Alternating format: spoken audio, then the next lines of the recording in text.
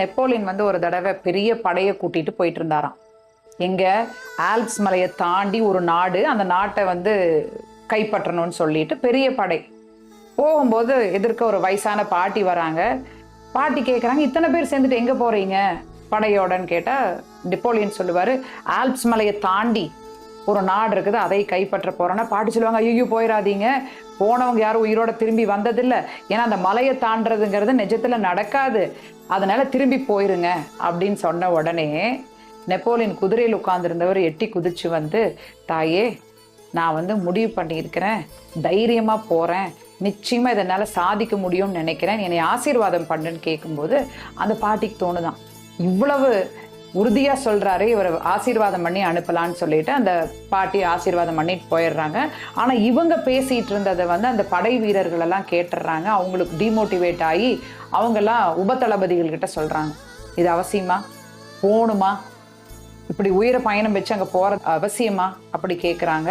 அப்படி கேட்கும்போது அவங்க எல்லாம் உபதளபதிகள் எல்லாம் போய் நெப்போலியன் கிட்ட சொல்றாங்க. உடனே இந்த மாவீரன் சொல்லுவார், இன்னும் கொஞ்சம் தூரம் நடத்தி கொண்டு வாங்க படைய, அப்புறம் நிற்க வைங்க, நான் பேசுகிறேன் அவங்க கிட்ட அப்படின்னு சொல்லிட்டு கொஞ்சம் தூரம் போனதுக்கப்புறம் படையை நிற்க சொல்லிட்டு நெப்போலியன் பேசுவார். அப்போ அவர் கேட்பாரு, யாராவது ஆல்ப்ஸ் மலை பார்த்துருக்குறீங்களா?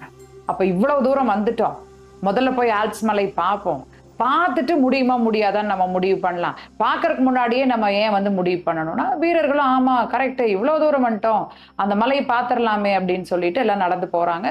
கொஞ்சம் தூரம் போனதுக்கப்புறம் ஒரு மலை ஒன்று வருது, ஏறுறாங்க.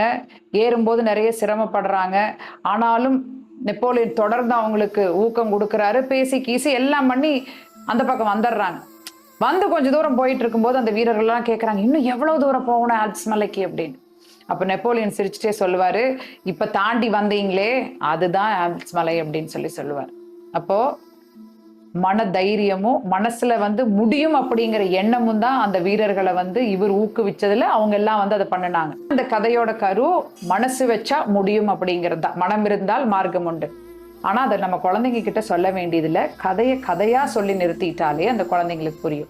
நம்ம என்ன பண்ணிடுவோம், அது கூட நீயும் இப்படி இருக்கணும், நீ இந்த மாதிரி தைரியத்தோடு இருக்கணும் அப்படின்னு சொல்லி இம்ப்ளிசிட்டா சொல்ல வேண்டிய அவசியங்கள் இல்லை. ஏன்னா குழந்தைக்கு அதுவே புரியும். ரீசன் என்ன